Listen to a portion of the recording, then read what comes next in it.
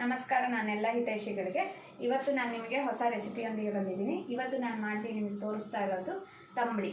ಇದನ್ನು ಹೇಗೆ ಮಾಡ್ಕೊಳ್ಬೋದು, ಯಾಕೆಂದರೆ ಬೇಸಿಗೆಗಾಲದಲ್ಲಿ ಇದು ನಮ್ಮ ದೇಹಕ್ಕೆ ತಂಪು ಕೊಡುತ್ತೆ, ಆರೋಗ್ಯಕರವಾಗೂ ಇರುತ್ತೆ. ಇದಕ್ಕೆ ಏನೇನು ಇಂಗ್ರೀಡಿಯೆಂಟ್ ಬೇಕು ಅನ್ನೋದು ನಾನು ನಿಮಗೆ ತೋರಿಸ್ಕೊಡ್ತೀನಿ, ಬನ್ನಿ. ಇದೊಂದು ಸ್ಪೂನಲ್ಲಿ ನಿಮಗೆ 3 ಸ್ಪೂನು ಕಡಲೆ ಬೀಜ ತಗೊಳ್ಳಿ, ಹಾಗೂ 2 ಸ್ಪೂನು ಹುರುಗಡ್ಲೆ, ಇದು ಹುಚ್ಚೆಳ್ಳು ಅಂತ ಕರೀತಾರೆ, ಇದು 2 ಸ್ಪೂನ್ ತಗೊಳ್ಳಿ. ಹಾಗೆ ಕೊತ್ತಂಬರಿ ಕಾಳು 2 ಸ್ಪೂನು, 7ರಿಂದ 8 ಒಣಮೆಣಸಿನ್ಕಾಯಿ ಗುಂಟೂರು, 1 ಸ್ಪೂನು ಜೀರಿಗೆ, 5 ದಪ್ಪದು ಬೆಳ್ಳುಳ್ಳಿ ತೊಗೊಂಡಿದ್ದೀನಿ, 3 ರುಬ್ಬೋದಕ್ಕೆ, 2 ಒಗ್ಗರಣೆಗೆ, ಹಾಗೂ ಕೊಬ್ಬರಿ, ಒಣ ಕೊಬ್ಬರಿ ನಾರು ತೊಗೋಬೋದು, ಹಸಿ ಕೊಬ್ಬರಿ ನಾರು ತೊಗೋಬೋದು. ಇದಕ್ಕೆ ಮೇನ್ ಇಂಗ್ರೀಡಿಯೆಂಟ್ ಬಂದುಬಿಟ್ಟು ಹುಣಸೆ ಹುಳಿ. ಒಗ್ಗರಣೆಗೆ ಏನೇನು ಬೇಕು ಅಂತ ಹೇಳ್ಕೊಡ್ತೀನಿ. ಈ ಹುಣಸೆ ಹುಳಿ ಬೇಕು, 1 ಮೀಡಿಯಮ್ ಸೈಜ್ ಈರುಳ್ಳಿ ಕಟ್ ಮಾಡಿ ಇಟ್ಕೊಂಡಿದ್ದೀನಿ, ಹಾಗೂ ರುಬ್ಬೋದಕ್ಕೆ ಮತ್ತು ಒಗ್ಗರಣೆಗೋಸ್ಕರ ಕೊತ್ತಂಬರಿ ಸೊಪ್ಪು, ಕರ್ಬೇವಿನ ಸೊಪ್ಪು ಸ್ವಲ್ಪ ತೊಗೊಂಡಿದ್ದೀನಿ. ಇದು ಆಪ್ಷನಲ್ಲು, ಆರ್ಗ್ಯಾನಿಕ್ ಬೆಲ್ಲ, ನೀವು ಬೇಕಾದರೆ ಹಾಕ್ಕೋಬೋದು, ಬೇಡ ಅಂದರೆ ಸ್ಕಿಪ್ ಮಾಡಿ. ಹಾಗೆ ಸಾಸಿವೆ, ಜೀರಿಗೆ, 1ರಿಂದ 1.5 ಸ್ಪೂನಷ್ಟು ಎಣ್ಣೆ, ಉಪ್ಪು, ರುಚಿಗೆ ತಕ್ಕಷ್ಟು ಉಪ್ಪು, ಹಾಗೂ ನೀರು. ಇವಾಗ ನಾನೊಂದು ಪ್ಯಾನ್ ತೊಗೊಂಡಿದ್ದೀನಿ, ಇದನ್ನೆಲ್ಲ ಸಪ್ರೇಟಾಗಿ ನೀವು ಹುರ್ಕೋಬೇಕು. ನಾನು ಈಗ ತೋರಿಸ್ಕೊಡ್ತೀನಿ. ಇವಾಗ ಒಂದು ಪ್ಯಾನ್ ಮೇಲೆ ನೀವು ಕಡಲೆ ಬೀಜ ಸಪ್ರೇಟಾಗಿ ಹುರ್ಕೊಳ್ಳಿ.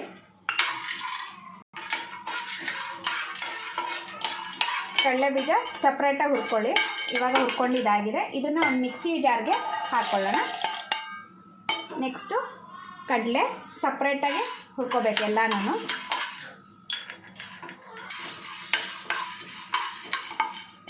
ಕಡಲೆ ಹುರ್ಕೊಂಡಿದ್ದಾಗಿದೆ, ಇದನ್ನು ಹಾಕ್ಕೊಳ್ಳೋಣ.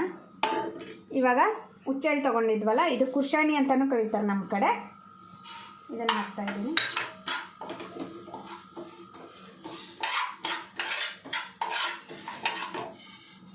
ಇದಾಗಿದೆ. ಇವಾಗ ಕೊತ್ತಂಬರಿ ಕಾಳು 2 ಸ್ಪೂನ್ ತೊಗೊಂಡಿದ್ದೆ, ಅದನ್ನು ಹುರ್ಕೊತಾ ಇದ್ದೀನಿ.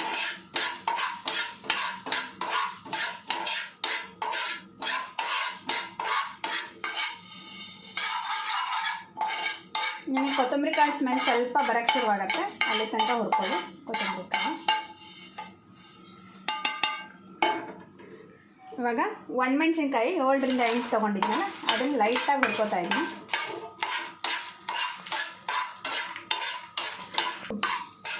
ಹುರ್ಕೊಂಡಿದ್ದೀನಿ, ಸ್ವಲ್ಪ ಹುರ್ಕೊಳ್ಳಿ. ಹಾಗೆ ಜೀರಿಗೆ 1 ಸ್ಪೂನ್ ತೊಗೊಂಡಿದ್ನಲ್ಲ, ಅದು,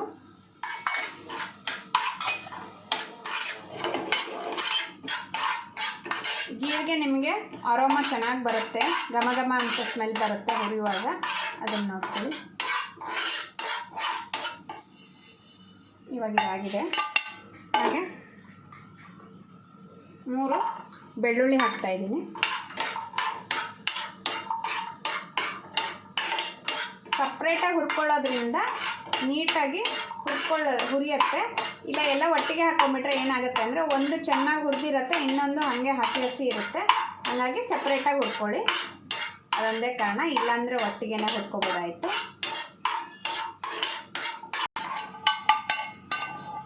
ಹಾಗೆ ಕಾಯಿ ಹಾಕೋತಾ ಇದ್ದೀನಿ. ಇದೇನು ಬೇಡ, ಸ್ವಲ್ಪ ಲೈಟಾಗಿ ಬಿಸಿ ಮಾಡಿಕೊಂಡ್ರೆ ಸಾಕು. ಇವಾಗ ಇದೆಲ್ಲ ಹಾಕ್ಕೊಂಡಿದ್ದೀನಿ. ಲಾಸ್ಟಿಗೆ ನಾನು ತೋರಿಸಿರಂಗೆ ಸ್ವಲ್ಪ ರುಬ್ಬಕ್ಕೆ ಕೊತ್ತಂಬರಿ ಸೊಪ್ಪು ಹಾಕ್ಕೊತಾ ಇದ್ದೀನಿ. ಸ್ವಲ್ಪ ಒಗ್ಗರಣೆಗೆ ಇಟ್ಕೊಂಡಿದ್ದೀನಿ, ಸ್ವಲ್ಪ ರುಬ್ಬೋದಕ್ಕೆ ಹಾಕ್ಕೊತಾ ಇದ್ದೀನಿ. ನಾವು ಮಿಕ್ಸಿ ಮಾಡ್ಕೊಳ್ಳೋಣ.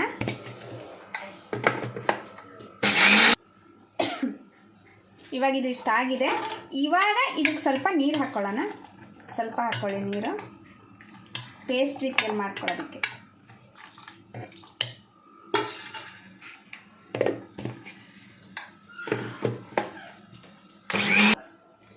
ಈ ಥರ ಆಗಿರುತ್ತೆ ಪೇಸ್ಟು. ಇವಾಗ ನಾವು ಹೇಗೆ ಮುಂದಿನ ಮಾಡ್ಕೊಳ್ಳೋದು ಅಂತ ನಾನು ನಿಮಗೆ ತೋರಿಸ್ಕೊಡ್ತೀನಿ. ಇವಾಗ ಪ್ಯಾನ್ ಹಚ್ಕೊಳ್ಳಿ. ನಾನು ಬಾಣಲಿ ಇಟ್ಕೊಂಡಿದ್ದೀನಿ. ಇದಕ್ಕೆ ನಾನು 1ರಿಂದ 1.25 ಸ್ಪೂನಷ್ಟು ಎಣ್ಣೆ ಹಾಕಿದ್ದೀನಿ.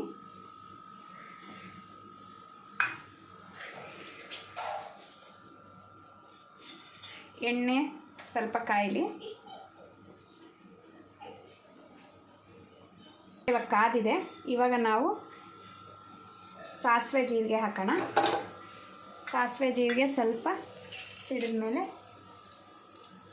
ಕರ್ಬೇವಿನ ಸೊಪ್ಪು ಹಾಕ್ತಾಯಿದ್ದೀನಿ ಸ್ವಲ್ಪ.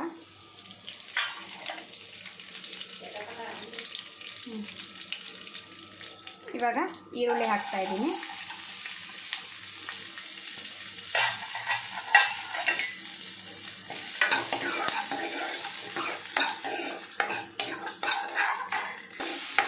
ಈರುಳ್ಳಿ ಸ್ವಲ್ಪ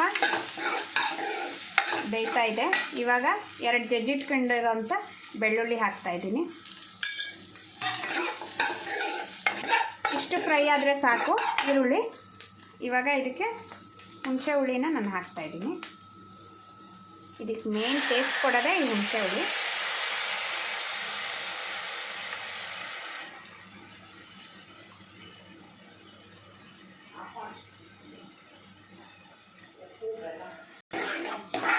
ಸ್ವಲ್ಪ ಇವಾಗ ಹುಳಿ ಹಾಕಿದ್ದೀನಲ್ಲ, ಸ್ವಲ್ಪ ಬಿಸಿ ಮಾಡಿಕೊಂಡೆ.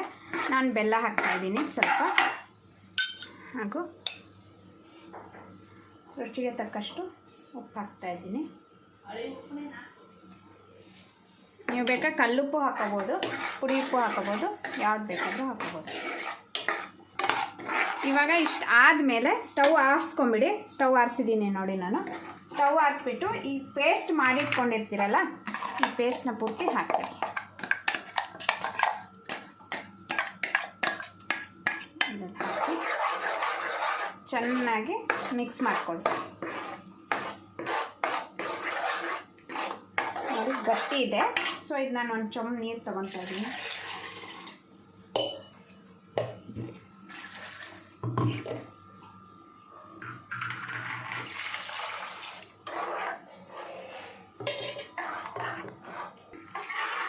ನೋಡಿ ಇಷ್ಟೇ, ಚೆನ್ನಾಗೆಲ್ಲ ಕಲಿಸ್ಕೊಳ್ಳಿ. ಇಷ್ಟು ಕನ್ಸಿಸ್ಟೆನ್ಸಿ ಇರಬೇಕು. ಇನ್ನೊಂದು ಸ್ವಲ್ಪ ತೆಳ್ಳಗೆ ಬೇಕು ಅಂದರೆ ನಾನು ಇನ್ನೊಂದು ಸ್ವಲ್ಪ ನೀರು ಹಾಕ್ಕೊತೀನಿ. ಇನ್ನೊಂದು ಸ್ವಲ್ಪ ತೆಳ್ಳಗೆ ಬೇಕು ನನಗೆ ಅಂತ. ಲಾಸ್ಟಿಗೆ